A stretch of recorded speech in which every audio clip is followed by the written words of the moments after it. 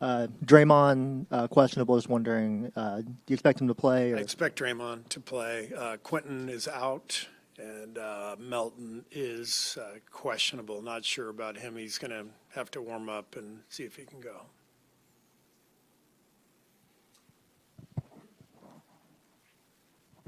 LJ Crier, has he been able to get practice time with you guys? What did you know about him before you started playing him? And what do you see for him? Maybe do you see a potential role for him out there in the NBA? Yeah, I think he's a long-term NBA player. I think he's really good. He's tough. He can shoot it. He's unafraid. We liked him in training camp. We wanted him to go to Santa Cruz to get a lot of reps, but we had our eye on him all season. And then as soon as the two-way opened up, we were excited to sign him, and he's showing already that he can help us. So he's a really good young player. I like that he played for Kelvin Sampson. Kelvin does a great job just developing a defensive mindset for his teams, and I think that's reflected in how LJ approaches the game. He's a good, tough player.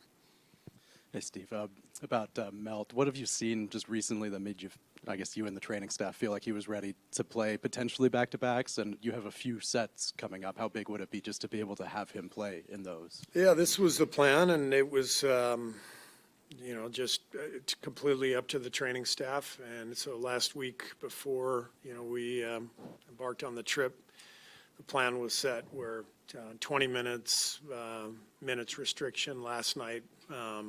And tonight, that was, and give him the previous game off in OKC. So it was all part of the plan from the performance staff. And we'll see. Hopefully he can play tonight and establish that he can, play in these back-to-backs. So we need him. He's obviously one of our best players. Brandon missed 4 free throws in the fourth quarter last night. That kind of thing can be hard for any player mentally. How do you hope he bounces back? He'll be fine. He's a tough-minded guy. It happens. It happens to the best shooters. There's just those random games where the ball doesn't go in and you miss a few. But he's a very confident guy and a good shooter, so he'll be fine. Steve, a couple things. First, when's the update on Steph? Is that tomorrow or this soon, Raymond? Tomorrow.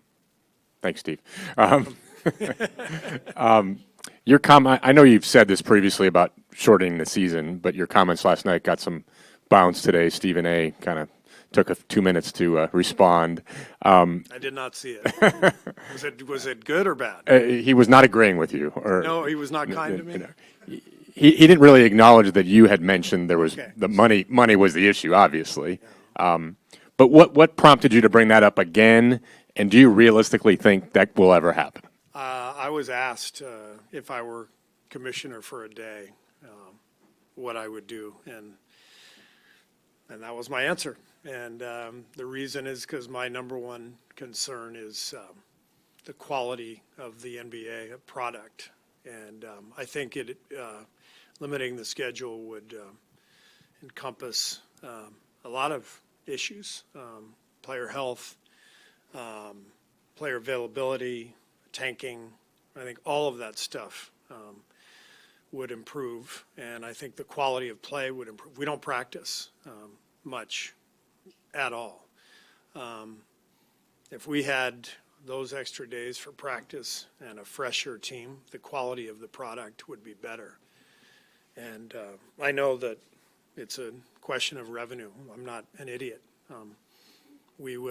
Everybody would have to agree to improve the product. We would actually have to make a little less revenue. It's not really an American concept anymore, but I'm of the belief that it should be. I think quality is going to matter long term, and I think for the long term health of the league, we need to think about this, and that means everyone, would have to consider the ramifications. So, of course, it's about money, but you have to be careful too. Having more of something doesn't automatically mean you're going to make more money if the product isn't good. So, I know it's a controversial subject, but I'm going to keep speaking my mind because I think it's important. Steve, just a quick question on the thought process between giving Al and Kristaps both the night off last night and having them come back as opposed to maybe splitting them between the two games of a back-to-back. What went into that thinking? We were going to have Al play last night, and he was banged up from the OKC game. He took a spill in a collision.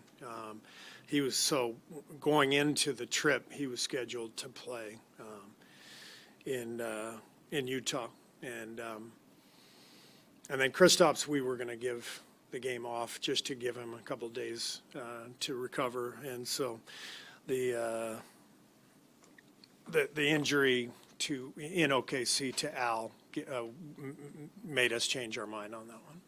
Steve, apart from missing some of these key players that you guys are missing due to injury and the obvious impact of that, I'm just curious, how challenging is it for a team to kind of be playing musical chairs like this with new bodies in and out and the rotations changing every night? It's challenging, but it's everybody goes through it at some point, but to circle back to Ron's point, it's going to happen a lot more if players are injured all the time, and but it's all part of it, and you just adapt and adjust, and this is one of the reasons that the league added the two-way players so that we had more people available. I think we've had 3 two-way guys on the floor several times in the last week or two, and so we're thankful for that addition to the roster, but it makes it challenging, but again, everybody's dealing with it. You've said a few times that you guys obviously seem sort of destined for the play-in tournament. As you might know, last night you fell into a tie with the Clippers for 8th.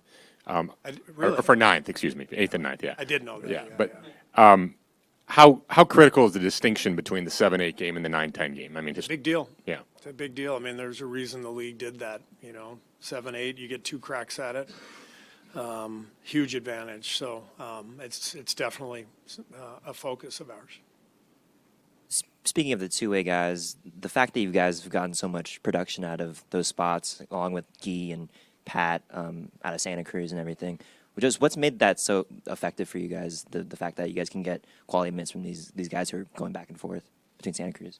I think we've had some really good scouting in our front office to locate guys like Pat and Guy, LJ.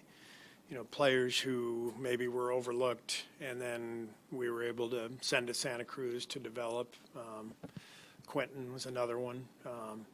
So I think our organization, our front office, has done a really good job of finding those guys, and then I think we've done a good job organizationally of really strengthening the connection between Santa Cruz and here and the developmental program that we have in place. A lot of those guys are in our gym in the summer with some of our other young players who are here, and they're working out together, and all of that matters for sure.